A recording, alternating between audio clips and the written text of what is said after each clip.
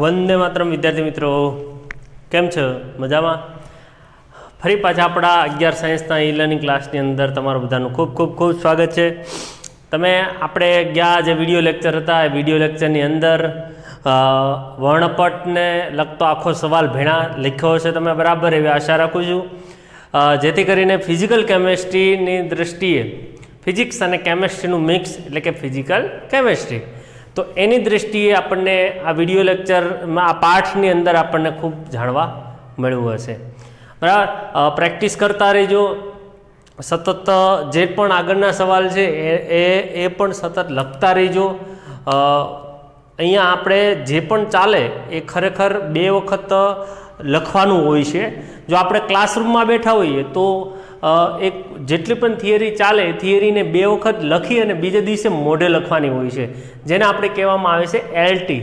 આ આપણો સાયન્સની સિસ્ટમનો એક ભાગ જ હોય છે કે જે એલટી જો આપણે દેવામાં આવે તો જે અઠવાડિયા પછી જે એક્ઝામ આવશે એક્ઝામની અંદર તમને ખૂબ એટલે ખૂબ સારું પરફોર્મન્સ તમે આપી શકો.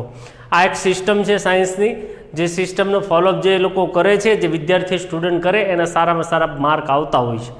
તો તમે ભાઈ અત્યારે ભલે આપણે સંપર્કમાં નથી એવા, ભલે આપણે સામે બેસીને ભણાવ્યું નથી, પણ વિડીયો લેક્ચર દ્વારા એક સજેશન, એક સૂચના તમને આપું છું કે એલટી બધાએ વ્યવસ્થિત રીતે રોજની રોજ લખવાની રહેશે. અને જો તમે એલટી લખશો તો જ તમને લાંબા ગાળા સુધી યાદ રહેશે. એટલે કોઈ એવું નહીં વિચારે કે સાહેબ એક્ઝામની તો ઘણી વાર છે તો એલટીની શું જરૂર છે. પણ એલટી એ એક સારામાં સારું પરિબળ છે સાયન્સમાં કે લાંબા ગાળા સુધી યાદ રાખવું હોય તો તમારે એલટી લખવાની ખૂબ જરૂર પડે. ઘણા પાછા એવું વિચારે કે સાહેબ 2 વર્ષ પછી કે વર્ષ પછી જ્યારે આ એક્ઝામ આપવાની થાય તો એલટી ત્યાં સુધી થોડું યાદ રહે બધું, બરાબર, અમુક એડવાન્સ હોય ને. તો એ લોકોને મારે જણાવવાનું કે ભાઈ ભલે 2 દિવસ પછી 2 વર્ષ પછી કે વર્ષ પછી તમે આને લગતી થિયરી વિચારવાના કે તમે એને લખવાના હોય, પરંતુ અહીંયા કહેવાનો ભાવાર્થ એ થાય કે જો તમે આજે લખેલું હશે તો જ તમને આગળ ચોક્કસ યાદ આવશે ને આવશે. પરંતુ જો આજે નહીં લખો તો આ વિડીયો લેક્ચર પૈતા પછી 5 દિવસ પછી તમને આમાંનું કંઈ યાદ રહેતું નથી, બરાબર. તો બધા વ્યવસ્થિત રીતે મેં કીધું એ પ્રમાણે શું કીધું કે જે દિવસે જે વિષયનું ચાલે એને 2 વાર લખવાનું ને બીજે દિવસે એ વિષયનું મોઢે લખવાનું ઘરે, એને એલટી કહેવાય, લેક્ચર ટેસ્ટ. એ બધાએ ફરજિયાત આપવાની હોય છે. ચાલો સમય ન બગાડતા આપણે ફટાફટ વિડીયોમાં આગળ આપણે વધીએ. તો આજે હું તમને ભણાવીશ રેખીય વર્ણપટ ને હાઇડ્રોજન માટેનો. તો એની પહેલાં થોડુંક બેઝિકતાની દ્રષ્ટિએ થોડીક વાત કરી લઈએ આપણે, બરાબર.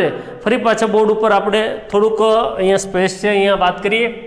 જો મિત્રો, આ છે કેન્દ્ર, યાદ રાખજો, બરાબર. અને આ કેન્દ્રની આજુબાજુમાં ઇલેક્ટ્રોન અહીંયા ફરતો હોય છે, એટલે કે કક્ષામાં. એ પછી બધી અલગ અલગ કક્ષકો આવશે, બધી આગળ વાત કરશું. અત્યારે તો ખાલી આવું બેઝિકતા આવું રાખીએ, બરાબર. પછી એના પછી આ જે છે એ એના પછી નેક્સ્ટ, આ એના પછી નેક્સ્ટ, બરાબર. આવી રીતે ઘણી બધી રાઉન્ડ હોય છે. કોઈ પરમાણુમાં 1 ઇલેક્ટ્રોન હોય, જેમ કે હાઇડ્રોજન, તો અહીંયા આ એનું કેન્દ્ર છે જેમાં 1 પ્રોટોન છે ને અહીંયા 12 એનો 1 ઇલેક્ટ્રોન છે.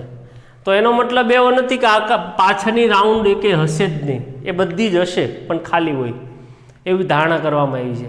આ બધી કક્ષા ખાલી કક્ષા કહેવામાં આવે છે. તો આ બધી કક્ષાઓ જે ખરી એ કક્ષાઓ એકંદરે એમ કહી શકાય કે ખાલી હોય છે. હવે શું થાય છે એની આપણે જરા વાત કરી. જેવું હું અહીંયાથી પ્રકાશ આપીશ એટલે આ ભાઈ આ પ્રકાશને ગ્રહણ કરશે. હવે આ જે પ્રકાશ જે મેં આપ્યો એના આધારે એ માની લો કે અહીંયા આપણે નંબર આપવો હોય તો આ 1 નંબર, આ 2 નંબર, આ 3 નંબર, આ 4 નંબર, આને n બરાબર એવી રીતે નંબર આપા. આ n કહેવાય, મુખ્ય ક્વોન્ટમાંક. આગળ ભણીશું આપણે. તો અહીંયા જે મેં જેવો n બરાબર 1 માં હોય અહીંયા ઉર્જા આપી એટલે એ કૂદકો મારીને એ 4 માં જઈ શકે, 3 માં જઈ શકે, 2 માં જઈ શકે ને 1 માં હોય, સોરી 1 માં ન હોય. એ ઉર્જા આપી તો જાય તો ખરે ને આગળ. એવી રીતે ઇન્ફિનિટી એટલે બહુ બધી ત્યાં બી આ ભાઈ જઈ શકે. હવે અહીંયા એક વસ્તુ યાદ રાખવાની, આ જે અવસ્થા હતી પોતાની જગ્યાએ હતી એને ધરા અવસ્થા કહેવાય, અને આ જે કૂદકા મારીને ઉપર ગયો એને ઉત્તેજિત કહેવાય.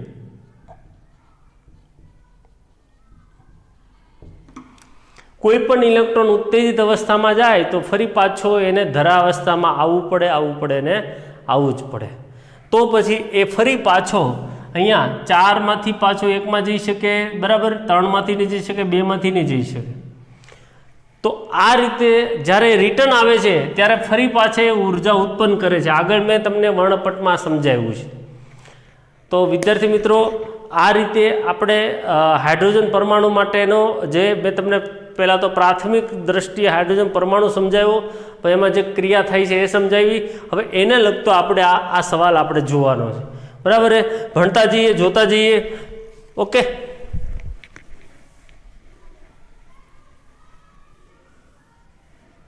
ચાલો. હાઇડ્રોજનનો રેખીય વર્ણપટ અથવા પરમાણ્વીય વર્ણપટના નામથી આનો ઓળખાય છે. જ્યારે વાયુરૂપ હાઇડ્રોજનમાંથી વિદ્યુત વિભાર નીચા દબાણે અને વિદ્યુતનું ઊંચું વોલ્ટેજ પસાર કરવામાં આવે છે ત્યારે H2 અણુ વિયોજિત થાય છે. એટલે કે મેં કીધું એમ ઉર્જા ગ્રહણ કરે છે અને એ ક્વોન્ટમ કૂદકો મારશે, બરાબર. શું કહે છે? વિદ્યુત વિભાર, બરાબર, વાયુરૂપ હાઇડ્રોજનમાંથી નીચા દબાણે વિદ્યુતનું ઊંચું વોલ્ટેજ કે જેને આપણે શું કહી શકાય, વિદ્યુત વિભાર પસાર કરવામાં આવે ત્યારે અણુ શું થાય છે? H2 અણુ વિયોજિત થાય છે, બરાબર. અહીંયા વિયોજિત થાય છે. ઉત્તેજિત હાઇડ્રોજન પરમાણુ જુદી જુદી આવૃત્તિ ધરાવતા વિદ્યુત ચુંબકીય વર્ણપટ ઉત્પન્ન કરે છે. એ રિટર્નની અંદર આપણે પહેલાં યાદ કરો, મેં તમને કીધું તો એમ કે ભાઈ અહીંયા આપણે નમૂનો ભર્યો હોય, પછી અહીંયા પ્રિઝમ મૂકો અને પ્રિઝમની અંદરથી, બરાબર, આ જે વાયુ જે છે, સોરી, જે વિકર્ણ છે આપણે આપાત કર્યા હતા, પછી આપાત કરીને એ શોષણ કરીને ફરી પાછી મેં હમણાં જે કીધી ઘટના આમાં બની જાય છે અને અહીંયા ઉત્સર્જિત પાછા બીજા વિકર્ણ ઉત્પન્ન થાય અને પર અહીંયા પ્રિઝમ વડે જ્યારે આપણે પેલા પટ્ટાની અંદર લેવામાં આવે તો એને આપણે વર્ણપટના નામથી ઓળખવામાં આવતો હતો. તો અહીંયા શું કહે છે? ઉત્તેજિત હાઇડ્રોજન એટલે આ જે હાઇડ્રોજન મેં કીધી એમ પ્રમાણે ભૂમિ અવસ્થામાંથી ધરા અવસ્થા, આ ધરા અવસ્થા, આ ભૂમિ અવસ્થા, આમાંથી અહીંયા કૂદકો મારે અને કૂદકો મારીને ફરી પાછો રિટર્ન આવે ત્યારે આ એમ કહી શકાય કે એ પ્રકાશનું ઉત્સર્જન કરે છે. અને આ પ્રકાશનું જે ઉત્સર્જન કરે, બરાબર, એ જુદી જુદી આવૃત્તિ ધરાવતો આખો વર્ણપટ આપણે રચી શકીએ છીએ. તો વિદ્યાર્થી મિત્રો, આ વર્ણપટને હાઇડ્રોજન વર્ણપટના નામથી ઓળખવામાં આવે છે. આવી અલગ અલગ આપણે અલગ અલગ અહીંયા સ્લાઇડો આપણે બનાવી શકીએ છીએ, બરાબર. જો વાત કરીએ, હાઇડ્રોજન વર્ણપટનું સ્પેક્ટ્રોસ્કોપ નામના સાધનથી પૃથ્થકરણ કરતા શ્રેણીબદ્ધ અંતરે વિવિધ અંતરે રેખાઓ જોવા મળે છે. આ જ્યારે ફોટોગ્રાફી ફિલ્મને જ્યારે આપણે એનો અભ્યાસ કરવામાં આવ્યો તે શું જોયું? વિવિધ અંતરે અહીંયા શું જોવા મળ્યું? રેખાઓ જોવા મળે છે. વર્ણપટમાં મળતી આ રેખાઓને રેખીય વર્ણપટના નામથી ઓળખવામાં આવે છે, બરાબર. વર્ણપટમાં મળતી આ રેખાઓને શું કહી શકાય? રેખીય વર્ણપટ. ઓકે, તો આ રેખીય વર્ણપટની અંદર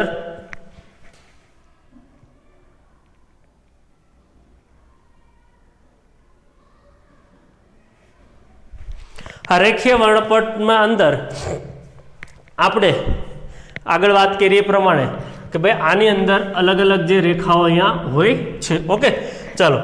આ શ્રેણીઓની શોધ કરનાર વૈજ્ઞાનિકોના નામ પરથી એને અલગ અલગ શ્રેણી કરી, બરાબર. એક વૈજ્ઞાનિકે, લાયમન નામના વૈજ્ઞાનિકે એને પારજાંબલી યુઝ કર્યો, બામર દૃશ્યમાન, એમ અલગ અલગ વૈજ્ઞાનિકોના નામ પરથી આ શ્રેણીના નામ પડ્યા. શું કઈ રીતે હતા એ હમણાં આપણે અહીંયા સમજીએ આમાં. ઓકે, જેમ કે શું કીધું કે લાયમન નામના સાયન્ટિસ્ટના નામ પરથી લાયમન શ્રેણી, બામર નામના વૈજ્ઞાનિકના નામ પરથી બામર, પાશ્વન નામના વૈજ્ઞાનિકના નામમાંથી પાશ્વન, અને બ્રેકેટ નામના વૈજ્ઞાનિક પરથી બ્રેકેટ, ફ્રૂન નામના વૈજ્ઞાનિક નામ પરથી ફ્રૂન. જો અહીંયા જોઈએ આપણે, અહીંયા આવો, અહીંયા ધ્યાન આપો. જો મેં હમણાં કીધું હતું કે ભાઈ આપણો પરમાણુ છે એમાં મુખ્ય ક્વોન્ટમાંક n બરાબર 1, n બરાબર 2, 3, 4, 5 થી લઈને ઇન્ફિનિટિવ થાય. તો લાયમન નામના વૈજ્ઞાનિકે ઇન્ફિનિટિવમાંથી રિટર્ન જ્યારે પ્રકાશ પાછો આવે તો એ પ્રકાશ ઇન્ફિનિટિવ, પછી n બરાબર 6 માંથી n બરાબર 1, n બરાબર 5 માંથી n બરાબર 1, n બરાબર 4 માંથી 1, 3 માંથી 1 ને 2 માંથી 1. એટલે કે અહીંયા રિટર્ન એને n બરાબર 1 ની અંદર જ્યારે પ્રકાશ આવશે તો ત્યારે આખી શ્રેણી એને રચેલી જોઈ અને એ શ્રેણીને લાયમન શ્રેણી કહેવાય, અને એ પારજાંબલી વિસ્તારની અંદર આવેલો હોય છે. કયો વિસ્તાર એનો હોય છે? પારજાંબલી. વર્ણપટનો વિસ્તાર કયો હોય છે? પારજાંબલી જોવા મળ્યો. શું જોવા મળ્યો? પારજાંબલી. ઓકે. એવી જ રીતે બામર નામના વૈજ્ઞાનિકની શ્રેણી આપણે જોવી તો એને જો શું કર્યું, રિટર્ન ક્યાં આવવાનું? n બરાબર 2માં. એટલે કે આપણો જે પરમાણુ જે ખરો એમાં n બરાબર 1, n બરાબર 2, તો રિટર્ન જ્યારે 2માં આવે ત્યાં સુધીનો એનો અભ્યાસ કર્યો. એટલે કે n બરાબર ઇન્ફિનિટીવમાંથી n બરાબર 2માં, n બરાબર 6માંથી n બરાબર 2માં, 5માંથી 2, 4માંથી 2, 3માંથી 2. તો એને આપણે બામર શ્રેણીના નામથી ઓળખવામાં આવ્યો. અને આ વૈજ્ઞાનિકના નામના એને વર્ણપટનો વિસ્તાર કયો હતો? તો કે દૃશ્યમાન. એટલે કયો? આપણો દૃશ્યમાન વિસ્તાર છે. કયો કહેવાય? એ તમે જાતે યાદ કરજો. બરાબર? દૃશ્યમાન વિસ્તાર કયો કહેવાય છે? ઓકે. એવી રીતે પાષાણમાં જોઈએ તો પાષાણની અંદર એ રિટર્ન જે છે એ n બરાબર 3માં છે. એટલે અહીંયાથી રિટર્ન 3ની અંદર આવવાનું છે. ઇન્ફિનિટીમાંથી 3, 6માંથી 3, 5માંથી 3, 4માંથી 3.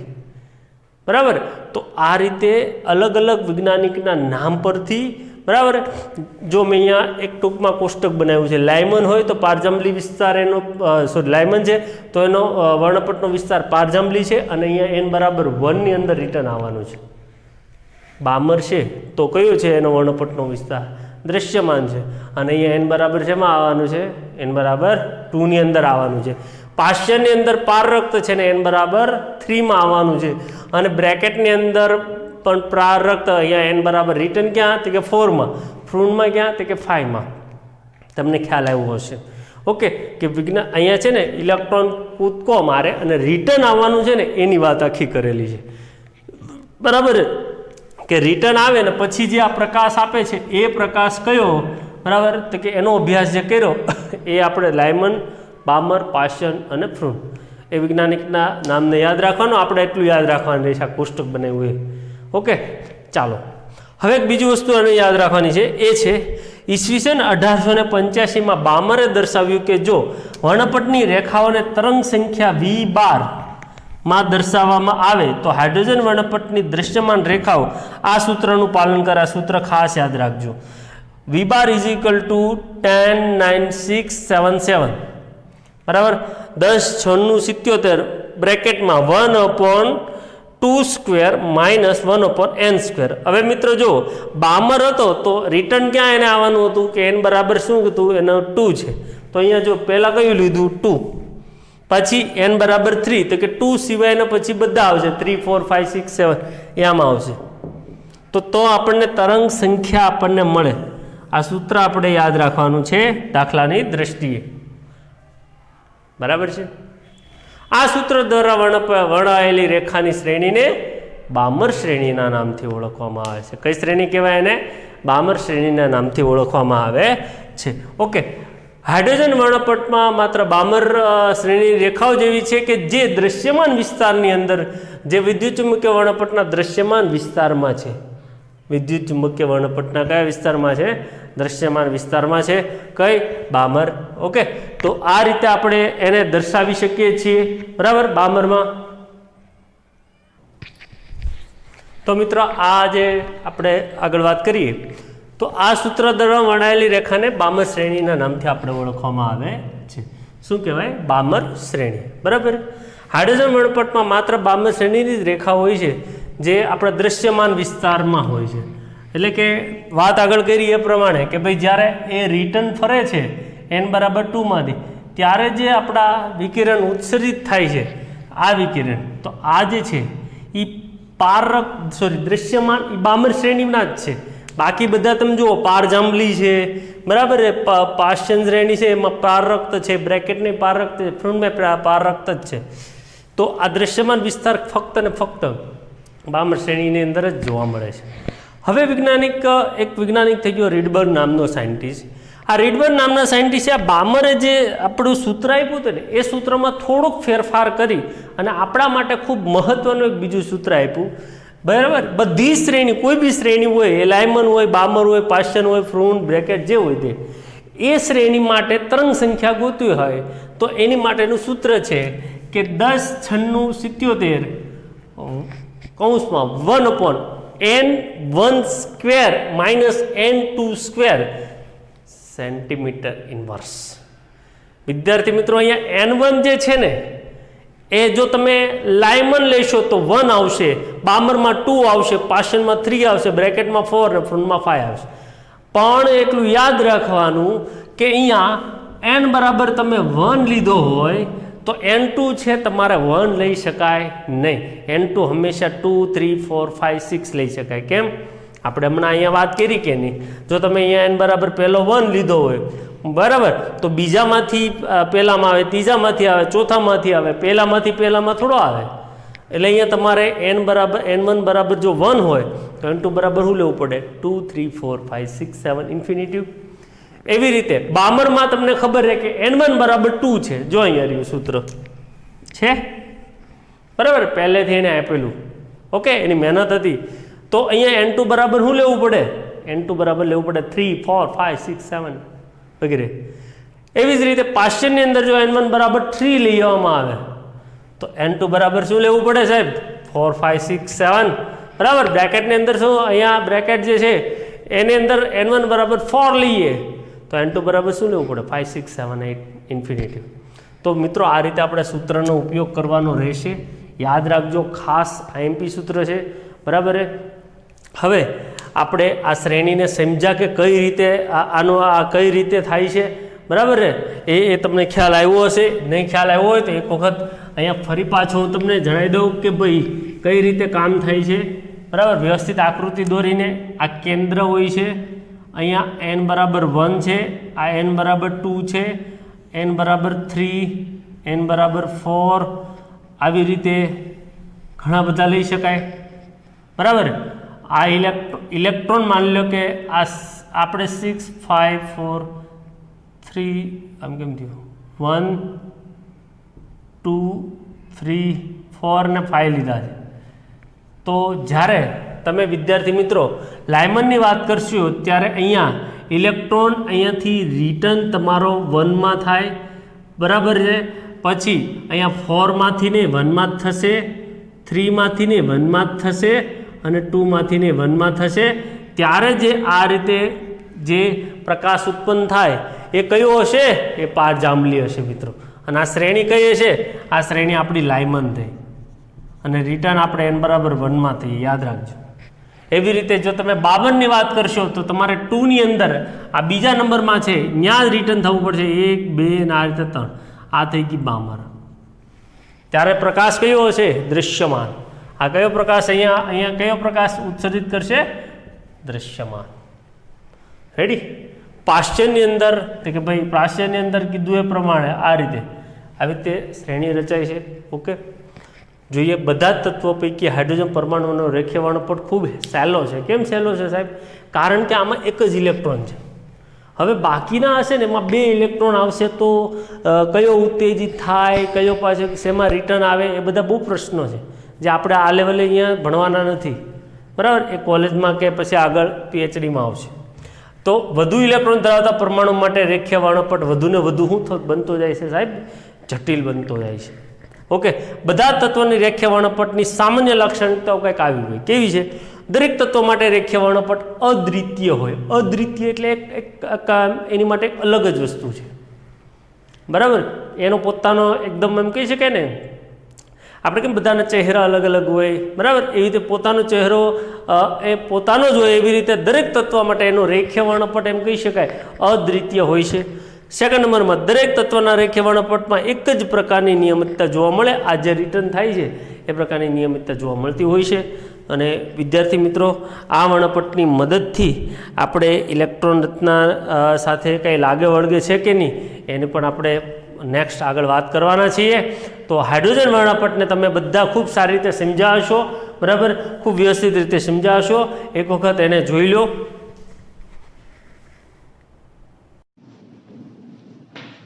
તો મિત્રો આપણે બીજી થિયરી જોઈએ. હાઇડ્રોજન પરમાણુ માટે બોહરનો નમૂનો. ખૂબ અગત્યની થિયરી છે, ખૂબ સારી ઇમ્પોર્ટન્ટ દર્શાવે છે. એટલે અહીંયા થિયરીને ખાસ ધ્યાન રાખજો. બધી અભિધારણાઓ આ સિવાય યાદ કરો આપણે કે રુથરફોર્ડનો પરમાણુ નમૂનાની નિષ્ફળતા હતી બરાબર. યાદ છે કોઈને? શું હતી? કે ભાઈ એ નમૂનાની નિષ્ફળતા એવી હતી કે અહીંયા મેક્સવેલ નામના સાયન્ટિસ્ટે એવું કીધું કે જ્યારે કોઈ કણ પ્રવેગિત થાય બરાબર ત્યારે એ એકંદરે એના માર્ગમાંથી ઊર્જા જે છે એ ખેંચે અને પોતે કેન્દ્રની અંદર સમાઈ જાય બરાબર આવું ઘટના બનતી હોય સર્પાકાર માર્ગ પરંતુ ઇલેક્ટ્રોન પરમાણુની બાબતમાં આવું કંઈ થતું નથી બરાબર તો ચાલો આપણે જોઈએ વિદ્યાર્થી મિત્રો બોહરનો પરમાણુ નમૂનાની અંદર આપણે હાઇડ્રોજન માટે જોઈ લઈએ નીલ્સ બોહર સૌપ્રથમ હતા કે જેમને હાઇડ્રોજન પરમાણુની રચના અને તેના વર્ણપટને પરિણાત્મક રીતે શું કર્યું એને સમાવેલો હતો બરાબર સૌપ્રથમ આ નીલ્સ બોહર સૌપ્રથમ એ પોતે હતા કે જેને હાઇડ્રોજન પરમાણુની રચના અને તેમના વર્ણપટને પરિણાત્મક રીતે સમજાવેલો હતો બોહરનો હાઇડ્રોજન પરમાણુ માટેનો નમૂનો કેટલીક અભિધારણાઓ દર્શાવે જે અભિધારણાઓ જે છે બોહરે લખી એ આપણે અહીંયા હવે ભણવાની છે ઓકે તો આ રીતે નીલ્સ બોહર એ હાઇડ્રોજન પરમાણુને લઈ અને પછી આ બધી અભિધારણાઓની આપણે અહીંયા વાત કરી હતી બરાબર તો જોઈએ આપણે કઈ કઈ અભિધારણાઓ છે શું કહેવા માંગતા હતા નીલ્સ બોહર હાઇડ્રોજન પરમાણુમાં રહેલા ઇલેક્ટ્રોન કેન્દ્રની આસપાસ વર્તુળાકાર પથમાં ચોક્કસ ત્રિજ્યા અને ઊર્જા સાથે ફરે છે મિત્રો અહીંયા આપણને એમ કહેવા માંગે છે બરાબર અહીંયા સમજાવીએ અથવા અહીંયા સમજાવીએ કે આ રીતે એક કેન્દ્ર છે અને એની ફરતે આ બધી આપણી કક્ષાઓ છે જે મેં તમને અગાઉથી જણાવી દીધું હતું બરાબર તો આ કેન્દ્રની આસપાસ આ કેન્દ્ર છે અને આ કક્ષા છે તો કક્ષાની અંદર આ ઇલેક્ટ્રોન ચોક્કસ ત્રિજ્યા આ ત્રિજ્યા છે જેને r વડે દર્શાવે તમને અહીંયા દેખાતું હશે આ ત્રિજ્યાને આપણે શેના વડે દર્શાવાય r વડે દર્શાવાય કેન્દ્ર અને ઇલેક્ટ્રોન વચ્ચેના અંતરને આપણે ત્રિજ્યા કહીશું અને આ જે છે ઇલેક્ટ્રોનની ઊર્જાને e વડે દર્શાવે છે તો અહીંયા તમને એમ કહેવા માંગે છે કે હાઇડ્રોજન પરમાણુમાં રહેલો ઇલેક્ટ્રોન કેન્દ્રની આસપાસ આ કેન્દ્રની આસપાસ આ વર્તુળાકાર પથમાં ચોક્કસ ત્રિજ્યા એટલે ફિક્સ ત્રિજ્યા એકદમ સચોટ ત્રિજ્યા પછી એવું નથી બનતું કે થોડીવાર ત્રિજ્યા મોટી થઈ જાય થોડીવાર ત્રિજ્યા ટૂંકી થઈ જાય બરાબર આવું નથી બનતું ચોક્કસ ત્રિજ્યા છે એ ત્રિજ્યાના આધારે એટલા સેન્ટીમીટર જે પણ વોટરમાં સેન્ટીમીટર તો નહીં હોય પણ જે પણ માપન હશે એ માપનને આધારે જે ગોળ ફરતો હશે ઓકે તો આ માપનને આધારે ગોળ ફરે છે બરાબર અને એની ઊર્જા પણ ફિક્સ છે એની પાસે કોઈ બી આપણે કોઈ એક આંકડો ધારીએ કે 10 કિલો વોટેવર ગમે 10 10 તો એવી જૂલ જેટલી ઊર્જા છે તો 10 જ છે હવે એને વધારાની મળશે તો એ ક્વોન્ટમ કૂદકો મારશે ઉપરની બીજી કક્ષામાં જશે અને ફરી પાછું રિટર્ન આવશે તો રિટર્ન આવશે ત્યારે તો જે ઊર્જા એને શોષણ કરી છે એમાંથી થોડીક ઊર્જા પાછો શું કરશે ઉત્સર્જન કરશે ઓકે ચાલો પછી જોઈએ તો અહીંયા વાત કરે છે કે આ પથને શું નામ આપવામાં આવ્યું મેં શું કીધું હમણાં કક્ષા પણ બોલી શકો બીજી વસ્તુ સ્થિર અવસ્થા પણ બોલી શકો અને તમે કક્ષા બી બોલો સ્થિર અવસ્થા પણ બોલો અથવા તો માન્ય ઊર્જા અવસ્થાઓ પણ કહી શકો શું કહી શકો માન્ય ઊર્જા અવસ્થા ત્રણ નામ મેં તમને આપ્યા કક્ષા સ્થિર અવસ્થા બે નામ વધારે પડતા ઉપયોગી છે આપણા કક્ષા અથવા સ્થિર અવસ્થા બરાબર તો આ રીતે નામ આપણે આપ્યા છે અને પહેલો મુદ્દો આપણો અહીંયા પૂરો થાય છે કે હાઇડ્રોજન પરમાણુમાં રહેલા ઇલેક્ટ્રોન કેન્દ્રની આસપાસ વર્તુળાકાર માર્ગમાં ચોક્કસ ત્રિજ્યા અને ઊર્જા સાથે ફરે છે અને આ માર્ગને કક્ષા કહેવાય સ્થિર અવસ્થા કહેવાય બરાબર તો વિદ્યાર્થી મિત્રો આને કહી શકાય બીજું કક્ષામાં ઇલેક્ટ્રોનની ઊર્જા સમય સાથે બદલાતી નથી હમણાં મેં તમને કીધું કે ભાઈ કોઈ પણ પ્રકારનો ફેરફાર કરતા નથી તો એની ઊર્જા જે છે તેની તેવી રહેશે બરાબર છે પરંતુ જ્યારે ઇલેક્ટ્રોન નીચલી સ્થિર અવસ્થામાંથી ઉપરની સ્થિર અવસ્થામાં જાય છે એટલે કે અહીંયા માની લો કે આ પહેલી અવસ્થા આપણે સ્થિર અવસ્થા બરાબર હવે અહીંયા આ ઉપરની અવસ્થા એટલે કે બીજો જે n બરાબર 2 લેશો તે આવશે આ એટલે કે આ ઉપરની અવસ્થા અથવા તો એને સંક્રમિત અવસ્થા બી કહેવાય તો જ્યારે ઇલેક્ટ્રોન અહીંથી અહીંયા હોય ઊર્જા મેળવે એટલે અહીંથી ઉપર જાય એટલે આ ઊર્જા એને મેળવી ઊર્જા મેળવે ત્યાં રહી શકતો નથી પાછું એને આવવું પડે અહીંયા આવે ત્યારે ઊર્જા શું કરે ઉત્પન્ન કરે જો વાંચો, सॉरी દેખાતું નહીં હોય ત્યાં બરાબર એ મેં જે ડ્રોઈંગ જે આપણે બનાવ્યું છે એ અહીંયા ફરી પાછું બનાવું છું કે ભાઈ આ નીચલી અવસ્થા કહેવાય, આ ઉપરની અવસ્થા કહેવાય, અહીંથી ઇલેક્ટ્રોન કૂદકો મારી ઉપર જાય ત્યારે ઊર્જા મેળવે અને અહીંયાથી ફરી પાછો રિટર્ન આવે ત્યારે ઊર્જા ઉત્પન્ન કરે, ઊર્જા શું કરે? ઉત્પન્ન કરે। ઓકે જો અહીંયા પરંતુ જ્યારે ઇલેક્ટ્રોન નીચલી સ્થિર કક્ષામાંથી ઉપરની સ્થિર કક્ષામાં જાય છે ત્યારે ઊર્જાનું અવશોષણ કરે। આ મેળવે એટલે અવશોષણ કરવું બરાબર, અથવા ઊંચી અવસ્થામાંથી નીચે ઊર્જા સ્તરમાં આવે ત્યારે ઊર્જાનું ઉત્સર્જન કરે, ત્યારે એની ઊર્જામાં આ રીતનો ફેરફાર થાય। બાકી સ્થિર કક્ષામાં ફરતો હોય તો એની ઊર્જા બદલાતી હોતી નથી, જે છે એવી જ વિકલીન એટલી એની ઊર્જા રહે છે। આ મુદ્દા નંબર 2, મુદ્દા નંબર 1 અને હવે જોઈએ મુદ્દા નંબર 3।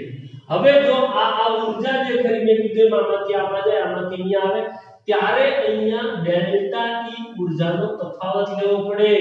ઊર્જાનો તફાવતને કહેવાય E2 E1, E2 E1 બરાબર। આ E2 E1 અને આપણું એક સૂત્ર છે કે ડેલ્ટા E બરાબર hv। હવે અહીંયા ઘણા વિદ્યાર્થીને આ સૂત્ર આગળ ભણ્યા ત્યારે એવું હતું E બરાબર hv, પરંતુ ઊર્જાની વાત થાય છે અહીંયા ઊર્જાનો તફાવત હોય તો તમારે લખવું પડે ડેલ્ટા E બરાબર hv। તો v એટલે કે આવૃત્તિ delta E upon h into -E1 upon h લખી શકાય। તો આ રીતે આપણા સૂત્રને આપણે યાદ રાખવાનું રહેશે ઊર્જાનો તફાવત હોય ત્યારે। ઓકે મિત્રો, તો હવે એના પછી નેક્સ્ટ આગળની અભિધારણા જોઈ લઈએ। ખૂબ મહત્વની અભિધારણા છે આગળની। એ અભિધારણા શું કહેવા માંગે છે જરા એની વાત કરીએ। આપેલ સ્થિર કક્ષામાં હવે યાદ કરો પેલા ઇલેક્ટ્રોનની વાત કરી હતી, રુથરફોર્ડની મર્યાદા કે ઇલેક્ટ્રોન અહીંયા સર્પાકાર માર્ગની અંદર કેન્દ્રમાં જતો રહેશે।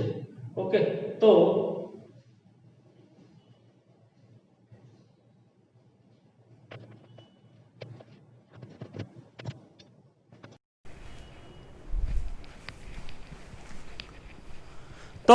અહીંયા વાત કરીએ આગળ કે ભાઈ ઇલેક્ટ્રોન જે છે એ કેન્દ્રની અંદર માની લો કે સર્પાકાર માર્ગની અંદર જતો રહેશે એવો એની રુથરફોર્ડની મર્યાદા હતી। તો અહીંયા કન્ડિશન આપી બોહર નામના સાયન્ટિસ્ટે, એણે એમ કીધું કે ઇલેક્ટ્રોન બરાબર, ઇલેક્ટ્રોન આપેલ સ્થિર કક્ષામાંના ઇલેક્ટ્રોનનું કોણીય વેગમાન પહેલાં તો આના વડે દર્શાવાય। કયું કે એનું કોણીય વેગમાન કેટલું હોવું જોઈએ ઇલેક્ટ્રોનનું?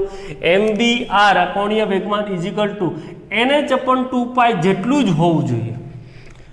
nh/2π જેટલું એનું કોણીય વેગમાન હોવું જોઈએ બરાબર છે। તો જ એમ કહી શકાય કે એ ઇલેક્ટ્રોન જે છે એ કક્ષાઓમાં જ માન્ય ગણાય છે। આમ ઇલેક્ટ્રોન એવી કક્ષાઓમાં જ ઘૂમશે કે જેનો કોણીય વેગમાન બરાબર, અહીંયા કન્ડિશન આપી દીધી। શું આપી? કે ઇલેક્ટ્રોન એવી કક્ષામાં જ ઘૂમી શકે કે જ્યાં એનો કોણીય વેગમાન કેટલો હોય h/2π, અથવા તો હાઇડ્રોજન છે એટલે n બરાબર 1 લીધો છે, નહીતર આપણે સામાન્ય બોલીએ તો શું બોલી શકાય? nh/2π જેટલો જ હોય એનો કોણીય વેગમાન એવી કક્ષામાં જ ફરી શકે છે। આ કન્ડિશન આપી દીધી। આ કન્ડિશનના આધારે આપણે એમ કહી શકાય કે અહીંયા એમ કહી શકાય કે એ જ્યારે ફરતો હશે એ ઇલેક્ટ્રોન ફરે ત્યારે એનું કોણીય વેગમાન જે છે એ આપી દીધું, એટલે હવે આ ઇલેક્ટ્રોન એ જ માર્ગમાં ફરી શકશે, એને કરતાં માર્ગ ચેન્જ કરી શકે નહીં। એટલે પહેલી કન્ડિશન જે હતી કે ભાઈ સર્પાકાર માર્ગ એ ખોટો અહીંયા સાબિત થાય આ એક પોઈન્ટ ઉમેરવાને લીધેથી। ઓકે, ખ્યાલ આવ્યો તમને? અને આપણને એક સૂત્ર બી મળી ગયું, કોણીય વેગમાન mvr = nh/2π બરાબર। તો આ રીતે આપણે એમ કહી શકાય બરાબર।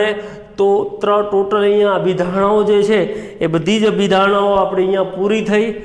અને હવે આ અભિધારણાઓ બોહરે હાઇડ્રોજન પરમાણુ માટે લખેલી, હવે એના ઉપરથી આપણે શું સાબિત કર્યું એની આપણે વાત કરવાની છે કે હાઇડ્રોજન પરમાણુના બોહરના નમૂના પ્રમાણે આપણે શું સાબિત કરી શક્યા? તો નંબર 1 પહેલે નંબર વાત કરી બરાબર। અહીંયા એને પહેલી અભિધારણા એવી કીધી હતી કે જેમાં ફરે એને કક્ષા કહેવાય। તો હવે આપણે એમ કહીશું કે અહીંયા જે ઇલેક્ટ્રોન જે છે એ આ કક્ષામાં ફરે એને આપણે પૂર્ણાંક સંખ્યા 1 પછી 2 પછી હજુ લેવી હોય તો 3 હજુ લેવું હોય તો 4 5 6 એવી રીતે દર્શાવી શકાય અને એને કહેવાય મુખ્ય ક્વોન્ટમ આંક. અત્યારે યાદ રાખી લ્યો આ મુખ્ય ક્વોન્ટમ આંક. આ જ પાઠમાં છેલ્લે ખૂબ સરસ રીતે સમજાવેલું છે બધું, બરાબર, કે મુખ્ય ક્વોન્ટમ આંક કોને કહેવાય. અત્યારે આ મુદ્દાને તમારે યાદ રાખવાનો રહેશે. ઇલેક્ટ્રોન માટેની સ્થિર કક્ષાઓને n બરાબર 1 2 3 એમ દર્શાવેલ છે. આ સંકલિત સંખ્યાને મુખ્ય ક્વોન્ટમ આંકના નામથી ઓળખવામાં આવે છે વિદ્યાર્થી મિત્રો. શેના નામથી ઓળખવામાં આવે છે? મુખ્ય ક્વોન્ટમ આંક, બરાબર. હવે વાત કરીએ આગળ. તો સ્થિર કક્ષાઓ, જે અહીંયા સ્થિર કક્ષા હોય ને ઇલેક્ટ્રોન ગોળ ફરતો હોય તો આ ત્રિજ્યા કેટલી હોય આ પ્રશ્ન થાય. કેટલી ત્રિજ્યા હોય? મેં અહીંયા એક શબ્દ તમને કીધેલો છે, સ્થિર કક્ષા કીધી છે, યાદ રાખજો. મેં તમને અહીંયા સ્થિર કક્ષાની વાત કરી છે. અહીંયા એમ નહીં કીધું કે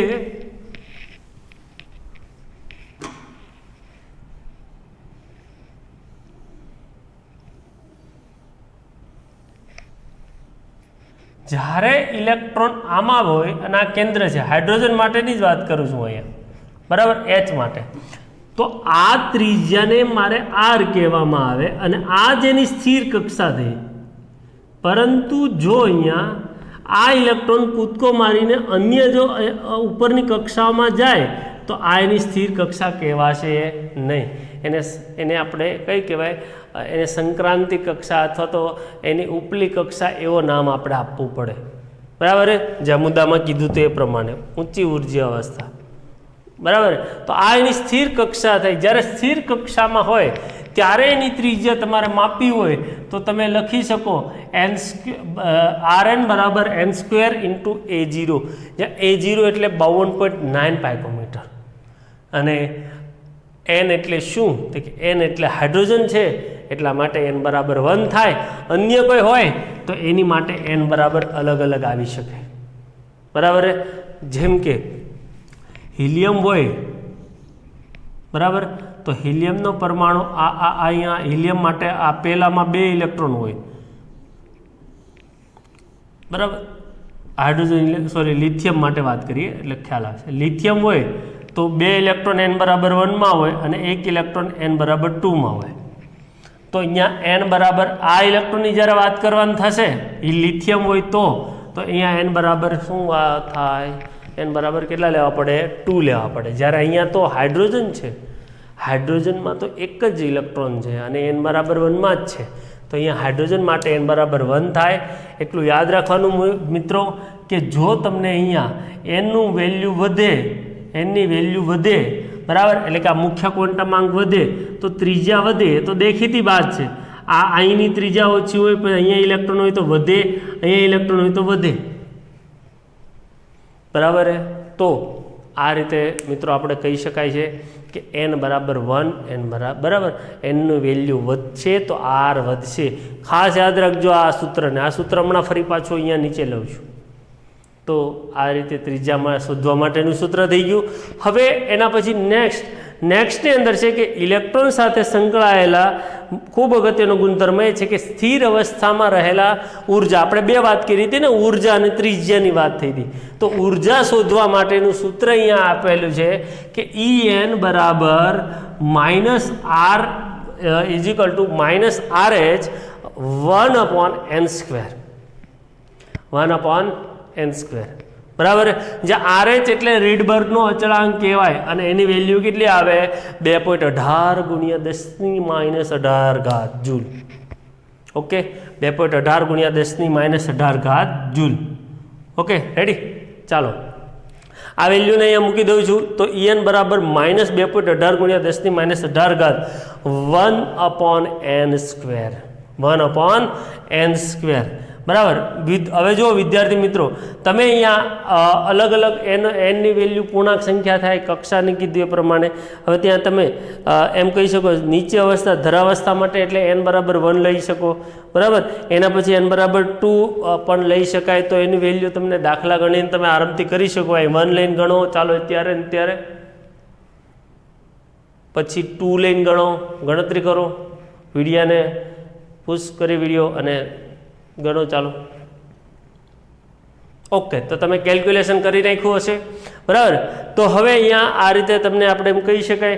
હવે એનો સૌથી અગત્યનો ગુણધર્મ એ છે કે જરાક નજર નાખીએ કે જો તમે અહીંયા ઇન્ફિનિટિવ લ્યો તો ઉર્જા જે છે, બરાબર, માની લો કે અહીંયા કેન્દ્રથી 12 ઇલેક્ટ્રોન છે, તમે એને ઉર્જા આપો છો એટલે એના પછીનામાં જાય, પછીમાં જાય અને એમ કરીને એક ઇલેક્ટ્રોન કેન્દ્રથી મુક્ત થઈ ગયો તો એની ઉર્જા કેટલી થાય? તો કે એની ઉર્જા આપણે લેવી પડે 0. આમાં 0 થઈ જાય કારણ કે n બરાબર ઇન્ફિનિટિવ. ઓકે, ત્યાં પેરેગ્રાફમાં વાંચીએ આપણે, જ્યારે ઇલેક્ટ્રોન કેન્દ્રની અસરથી મુક્ત હોય છે ત્યારે ઉર્જા બરાબર 0 લેવામાં આવે છે. આ પરિસ્થિતિમાં ઇલેક્ટ્રોન મુખ્ય ક્વોન્ટમાંક n ઇન્ફિનિટી સાથે સંકળાયેલો હોય છે, બરાબર, અને તેને આયન થયેલા હાઇડ્રોજન પરમાણુ કહેવાય. જ્યારે ઇલેક્ટ્રોન કેન્દ્ર વડે આકર્ષાયેલો હોય ત્યારે n કક્ષામાં હોય, મેં કીધું આપણે એ પ્રમાણે, બરાબર, ત્યારે ઉર્જાનું ઉત્સર્જન થાય છે અને ઉર્જા ઘટે છે. સમીકરણમાં ઋણ ચિહ્ન સંજ્ઞાનું કારણ આ જ છે કે તે પ્રતિનિધિત્વ કક્ષાની શૂન્ય ઉર્જાની સરખામણીમાં સ્થાયીતા સૂચવે છે, બરાબર. તો આ જે નેગેટિવ વસ્તુ જે છે એ આપણા સમીકરણની અંદર ઉર્જાનું ચિહ્ન સ્વરૂપમાં આપણે વાત થાય છે. હવે માની લો કે અહીંથી એક બહુ મહત્વનો મુદ્દો શરૂ થાય છે કે હાઇડ્રોજન પરમાણુમાં એક ઇલેક્ટ્રોન છે એટલા માટે આપણે એને ત્રિજ્યા r કીધી, બરાબર, ઉર્જા En કીધી.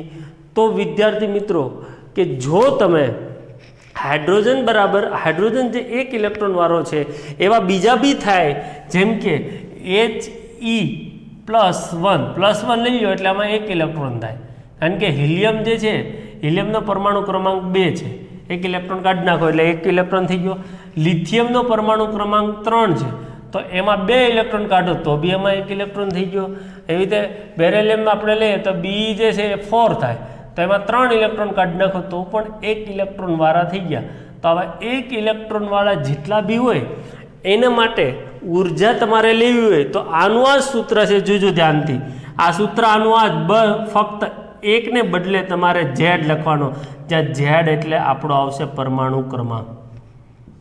ઝેડ શું આવશે? પરમાણુ ક્રમાંક. હાઇડ્રોજન માટે ઝેડ બરાબર 1, બરાબર, એટલે અહીંયા 1 લઈ લેવામાં આવે તો સૂત્ર આ બની ગયું. એટલા માટે આપણે બધા જ માટે સૂત્ર આને જ યાદ રાખશું, તેથી કરીને ભૂલ પડે નહીં. ઓકે, ત્રિજ્યા માટે બી સેમ સૂત્ર, ફક્ત ને ફક્ત અહીંયા છેલ્લે નીચે ઝેડ ઉમેરવાનો, એમાં બી પરમાણુ ક્રમાંક. એટલા માટે જ્યારે આપણે દાખલામાં ને એ બધાની અંદર ઉર્જા અને ત્રિજ્યાની વાત કરવામાં આવશે અને એ શોધવા માટે કહેશે ત્યારે આ બે સૂત્રને યાદ રાખવાનો છે. આ સેમ ટુ સેમ છે, બટ અહીંયા ઝેડ પરમાણુ ક્રમાંક ઉમેરી દીધો છે. જો તમારે હાઇડ્રોજન હોય તો ઝેડ બરાબર 1 લઈ લેવાનો, એટલે બે સૂત્ર તમારે યાદ આપણે રાખવા પડે નહીં, બરાબર. તો ઉર્જા શોધવા માટેનું સૂત્ર En અને ત્રીજા માટે Rn, આપણે આ બે સૂત્ર યાદ રાખશું.